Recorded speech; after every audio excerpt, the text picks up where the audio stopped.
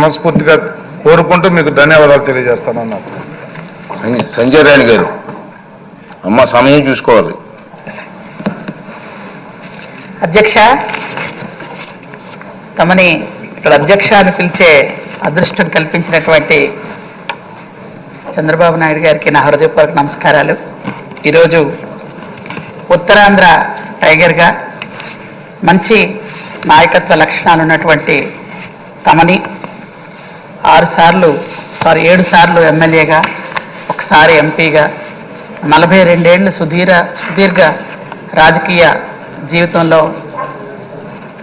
మీ మాటని ఖచ్చితంగా నిక్కచ్చిగా చెప్పే మీ మనస్తత్వానికి ఈరోజు అత్యుత్తమైనటువంటి అధ్యక్ష పదవి వచ్చినందుకు ముందుగా నా హృదయపూర్వకమైనటువంటి శుభాకాంక్షలు తమకు తెలియజేసుకుంటున్నాను. ముఖ్యంగా సభలో మొట్టమొదటిసారిగా మంత్రిగా మాట్లాడడానికి నాకు ఇక్కడ అవకాశం వచ్చింది.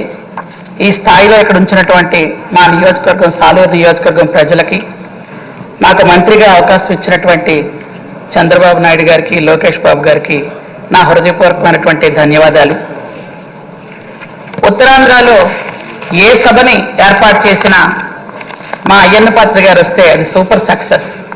ఎందుకంటే మీ యాసలో, మీ భాషతో అవతల ఉన్నటువంటి జన సమీకరణాన్ని ఉర్రూతలోగించి ఉత్సాహంగా మాట్లాడి మనం ఏదైతే ప్రజలకు చెప్పాలనుకుంటున్నామో అది స్పష్టంగా ప్రజలకి వివరించి చెప్పడంలో మీరు చాలా దిట్ట.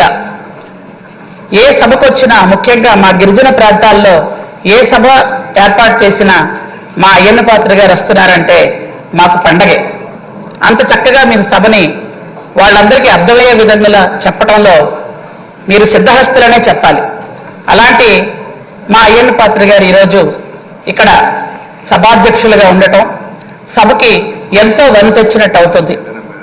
ముఖ్యంగా గత కాలంలో నేను ఈ సభలో లేకపోయినా ఎమ్మెల్సీగా మేము ఎగువ సభలో ఉన్నాం. ఆ కాలంలో గత ప్రభుత్వంలో 2 సంవత్సరాలు మేము ఉండాల్సినటువంటి దురదృష్టమైనటువంటి పరిస్థితులు మాకు కల్పించారు.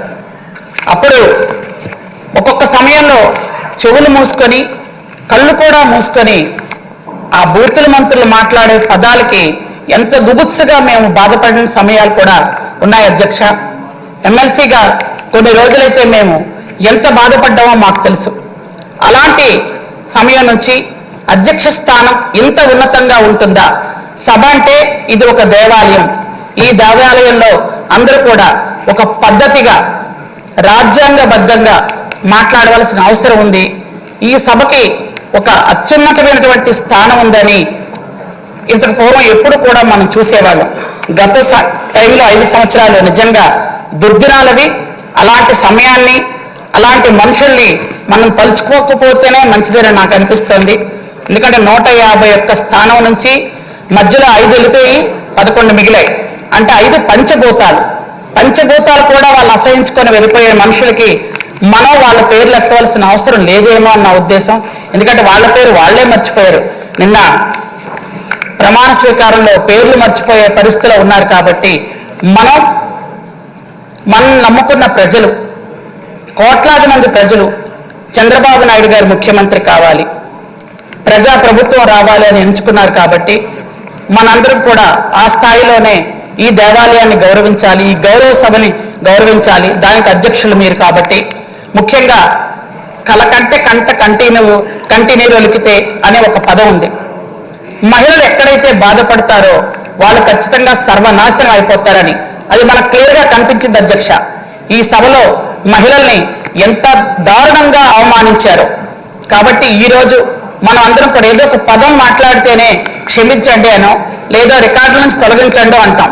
గత 5 సంవత్సరాలు నాకు తెలిసి అన్ని రికార్డుల నుంచి తొలగించాల్సిన భాషే. ఒక్కటి కూడా సభ్యత, సంస్కారంగా మాట్లాడిన భాషలు లేవు. కాబట్టి దయచేసి ఈ సభని హుందాగా నడిపించడంలో మీరు ఖచ్చితంగా మీ అనుభవం ఉంటుంది. కాబట్టి మమ్మల్ని అందరినీ కూడా నడిపించమని మరొక్కసారి మిమ్మల్ని కోరుకుంటూ మరొక్కసారి నా హృదయపూర్వకంగా మా ఉత్తరాంధ్ర నుంచి మీరు వచ్చారు కాబట్టి మా అయ్యన్న పాత్ర గారిని సగౌరవంగా మేము తెలియజేసుకుంటూ నాకు ఈ అవకాశం ఇచ్చిన మీకు హృదయపూర్వక ధన్యవాదాలు తెలియజేసుకుంటూ సెలవు తీసుకుంటున్నా.